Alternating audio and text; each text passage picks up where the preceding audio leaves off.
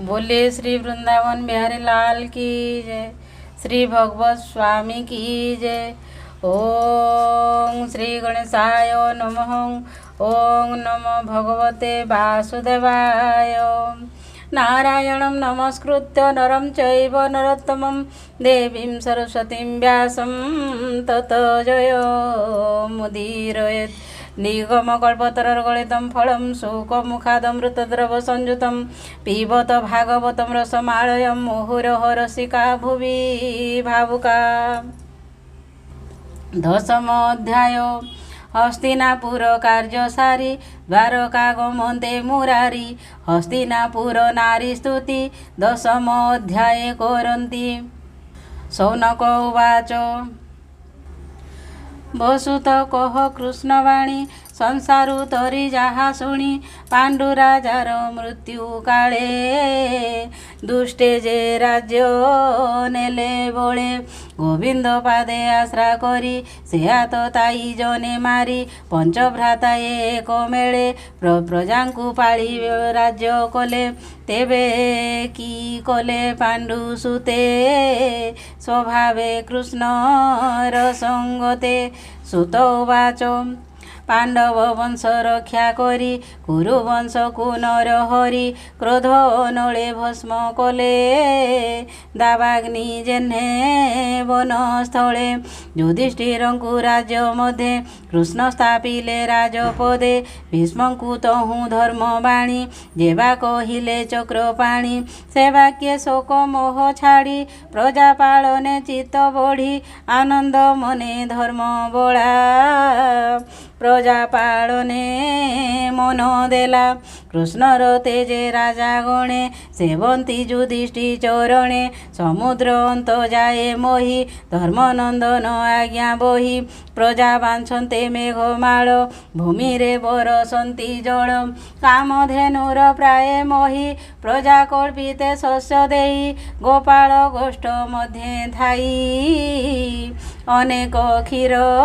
दियंती गाई नदी बहंती पुरी जले समुद्र रहिला निश्चले पर्वते निज स्थाने स्थिर आवृत लता वन घोर औषधि गण ऋतु मते फलंती प्रजा दोष अर्थे प्रजांकु आदि व्याधि क्लेश न लागे ताप त्रयलेश धर्मनंदन राज्ये जेते प्रजाए बंचंती निश्चिंते बंधुको शोक शांत करी सुभद्रा प्रिय कामे हरि हस्तिनापुरे ऋषिकेश भावे बंचिले केते मास द्वारका गमने उद्योगी युधिष्ठिरंकु आज्ञा मागी जन जन के करी कोल सुहृद प्रेम वाक्ये भोल रथे बसिले वन माड़ी तुले सकल बंधु मिली कृष्णा सुभद्रा कुंती सुते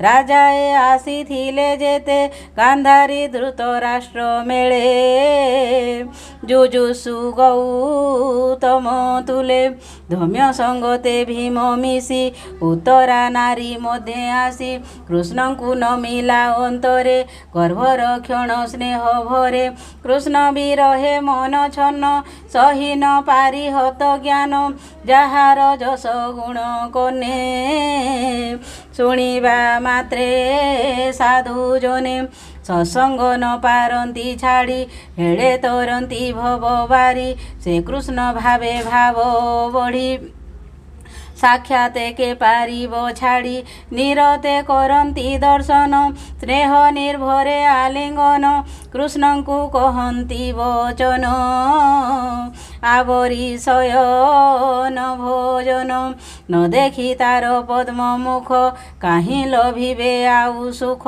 ए रूपे चित्त वृत्ति देई चक्षु पिंचड़ा न चढ़ई ताहार स्नेह बद्ध होई चलंती कृष्ण जानती जहीं पुरु बाहार हन्ते हरि विकले जेते पुर नारी कंपित कंठे वाक्य कही बोलंती एकुआरे चाही द्वारका गले भावग्राही आंभर सुखले सकाही मृदंग शंख भेरी वीणा घंट दुंदुबी निर्घोषणा बाजई नाना वाद्य स्वर ମଙ୍ଗଳ ନାଦ ମନୋହର।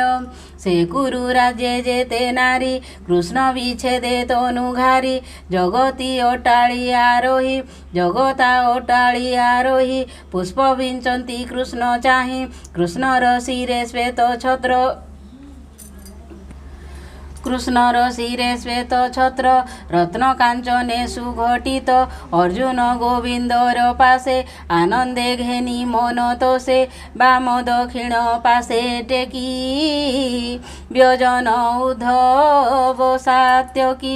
ଚାମର ହସ୍ତେ ପୁଣି ବିଞ୍ଚି କୃଷ୍ଣେ କର୍ପୂର ଧୂଳି ସିଞ୍ଚି। ଦେବେ କୁସୁମ ବରସନ୍ତି ମାର୍ଗେ ବିଜୟ ଯଦୁପତି। ବ୍ରାହ୍ମଣେ ମିଳି କୃଷ୍ଣ ପାଶେ ଆଶିଷ ଦେଲେ ମନ ତୋଷେ। ତ ସୁଖ ହେଉ ଏହି ବାଣୀ ବ୍ରାହ୍ମଣ ମୁଖୁ ଯାହା ଶୁଣି। ନିର୍ଗୁଣେ ନୋହେ ଅନୁରୂପ ଲୀଳାବତାରେ ଏ ଆରୋପ। କୌରବପୁର ନାରୀଙ୍କର ଉତ୍ତମ ଶ୍ଲୋକେ ଚିତ୍ତ ଯାର। ଅନ୍ୟନ୍ୟେ ଭାସନ୍ତି ଯେ ଗୀର ସେ ସର୍ବଶ୍ରୁତି ମନୋହର। କୃଷ୍ଣଙ୍କ ଶୌର୍ଯ୍ୟ ତେଜ ଦେଖି କେ ନାରୀ କହେ ଶୁଣ ସଖୀ। ଏ ହରି ପୁରୁଷ ପୁରାଣ ଆତ୍ମାକୁ ଆତ୍ମାରେ ନିର୍ମାଣ। କରି ସକଳ ଦେହେ ବସେ ରହଇ ଏକ ଅବଶେଷେ। ଗୁଣତ୍ରିତ ଏ ଜଗତ ମାୟାରେ କରେ ଆତଜାତ। ଆତ୍ମାରେ ଆତ୍ମା ଭାବ ବହେ ସକଳ ଶକ୍ତି ଘେନି ରହେ। ଯେ ଶନେ ସର୍ବଶକ୍ତି ଲଇ ଦିବସ ଅନ୍ତେ ପ୍ରାଣୀ ଶୋଇ। ପୁଣି ଉଠଇ ରାତ୍ରି ଅନ୍ତେ ବିଷୟ ଧ୍ୟାନ କରେ ଚିତେ। ତେନେ ଏହାର ବୀର୍ଯ୍ୟ ବଳେ ପ୍ରକୃତି ପ୍ରସରେ ସୟଳେ। ଯାହାର ନାହିଁ ନାମ ରୂପ ଅନାଦି ନିର୍ଗୁଣ ନିର୍ଲେପ। ଜୀବର ସଙ୍ଗେ ଭୋଗ କରି ବିଛରେ ବିହରେ ନାମ ରୂପ ଧରି। ଜଗତ ସଞ୍ଚାର ଏ ମନ୍ତେ ବିଧାନ କରେ ବେଦ ମତେ। ଯାହାର ପାଦ ଆଶ୍ରେ କରି ଜିତ ଇନ୍ଦ୍ରିୟ ବ୍ରହ୍ମଚାରୀ। ନିର୍ମଳ ଆତ୍ମାରେ ନିଶ୍ଚଳେ ଦେଖନ୍ତି ଭକ୍ତି ଯୋଗ ବଳେ। ତାହାଙ୍କ ହୃଦେ ପ୍ରକାଶଇ ସକଳ କଳୁଷନାଶଇ। ଯାର ମହିମା ମୁନି ଗଣେ ଆଗମ ନିଗମ ପ୍ରମାଣେ। ଏକୁଆରେକ କଥା କହି ବଞ୍ଚନ୍ତି ଯାର ପାଦ ଧ୍ୟାଇ। ଯେ କଇସ ଲୀଳା କରି ପ୍ରକୃତି ସଙ୍ଗତେ ବିହରି। ସୃଷ୍ଟି କରିଣ ପୁଣି ପାଳେ ଈଶ୍ୱର ରୂପେ ଅନ୍ତ କରେ। ସେ ଦୋଷ ନ ଲାଗେ ତାହାର ନଳିନୀ ଦଳେ ଯେହ୍ନେ ନୀର। ସେହି ଏ ଆମ୍ଭ ଦୃଷ୍ଟି ପଥେ ଦେଖ ଗୋ ସଖୀ ଅଛି ରଥେ। ଦୁଷ୍ଟ କ୍ଷତ୍ରିଏ ଯେତେବେଳେ ଅଧର୍ମେ ଗ୍ରାସନ୍ତି ସୟଳେ। ଏ ହରି ସତ୍ୱଗୁଣ ଧରି ନାନା ଶରୀରେ ଅବତରି। ଯଶ ବିସ୍ତାରୀ ଦୟା ସଙ୍ଗେ ସୁଖେ ବିହରେ ଯୁଗେ ଯୁଗେ। ଯାଦବ କୁଳ ଏ ସଂସାରେ ଭାଗ୍ୟ କେ କରିବ ଗୋଚରେ। ପୁରୁଷ ଉତ୍ତମ ଶ୍ରୀପତି ଯେଣୁ ଯାଦବେ ଉତପତି। ଯାର ନିବାସ ମଧୁବନ ତେଣୁ ସ୍ୱଭାବେ ପୁଣ୍ୟତମ। ରଜନୀ ଅନ୍ତେ ନର ଲୋକେ ନାମ ଧରନ୍ତି ପୁଣ୍ୟ ଶ୍ଲୋକେ। ଏ ଯେ ଦ୍ୱାରକା ତ୍ରିଅକ୍ଷର ଅପାର ପୁଣ୍ୟ ଯଶସ୍କର। ଯହିଁ ସକଳ ପ୍ରଜାଜନ କୃଷ୍ଣର ହସିତ ବଦନ। ନିଗମ ବାକ୍ୟ ଯାହା ଘୋଷି ଦେଖନ୍ତି ନିଜ ଦ୍ୱାରେ ବସି।